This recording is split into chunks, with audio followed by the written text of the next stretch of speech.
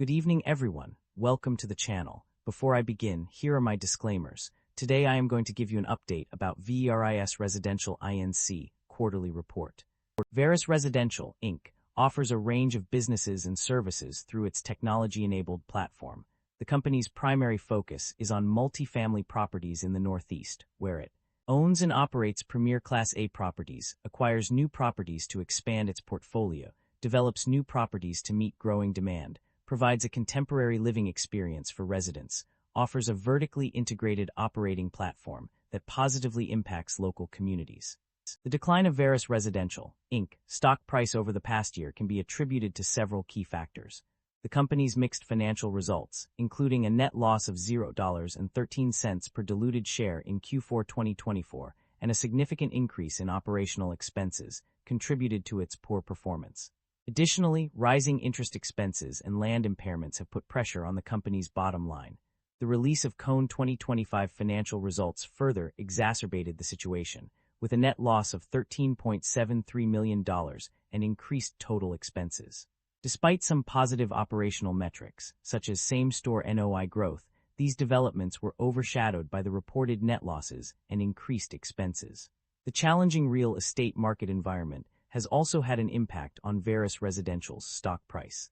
The company's efforts to improve its financial position through non-strategic asset sales and debt reduction have not been enough to offset the negative sentiment in the market. As a result, the stock price has dropped over 13% in the past year, with some reports indicating a decline of up to 16.99% in the last 52 weeks. The primary drivers of revenue growth or decline can be summarized as follows. Revenue growth is primarily driven by an increase in market rental rates for same-store properties, resulting in higher revenues. Additionally, proceeds from sales of rental properties and developable land have also contributed to the growth. Other income has also seen a significant increase. On the other hand, revenue decline is mainly attributed to a decrease in management fees, which dropped by 34% in 2025. Parking income has only seen a minimal increase of 0.2%. Dispositions of rental properties with realized losses have also contributed to the decline.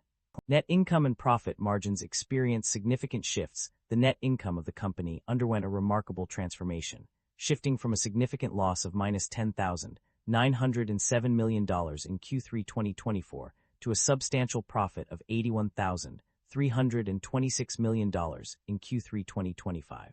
This change is even more pronounced when looking at year-to-date YTD figures, where a loss of -$12,641 million in YTD 2024 turned into a profit of $79,439 million in YTD 2025. Profit margins also experienced notable changes. While the operating profit margin decreased from -15.8% to -14.9%, the net income margin increased significantly from -13.6% to 11.5%. The gross profit margin also saw an increase from 85.1% to 86.2%. The improvement in net income can be attributed to several factors, including improved operating performance and a significant shift from loss to profit. Additionally, the company's revenue or expenses may have been adjusted, contributing to the increased net income. The company is indeed generating positive operating cash flow, as evident from the financial summary on page 10 and page 49. The net cash provided by operating activities has consistently increased over the years, with a notable jump from $40,469 in 2024 to $50,498 in 2025.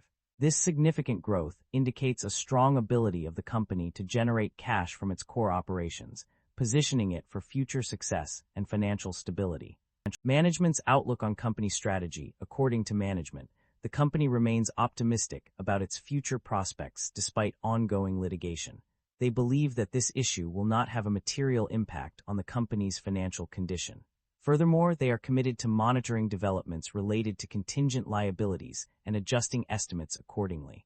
In terms of strategy, the company has implemented a $100 million share repurchase program, which is set to expire in February 2027.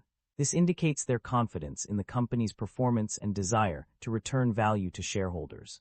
Additionally, management plans to distribute excess net cash flow to other parties after initial distributions to the company. Overall, management's comments suggest that they are focused on maintaining a strong financial position and creating value for shareholders through share repurchases. The company's financial summary reveals that it has engaged in two key shareholder return initiatives. Firstly, the company has a history of paying dividends to its shareholders, as evidenced by references on pages 10, 16, and 49. Secondly, the company has also bought back shares from the market, with further details available on page 51. That concludes the financial summary for VERIS Residential INC. Feel free to comment below, and I will be happy to answer them when possible.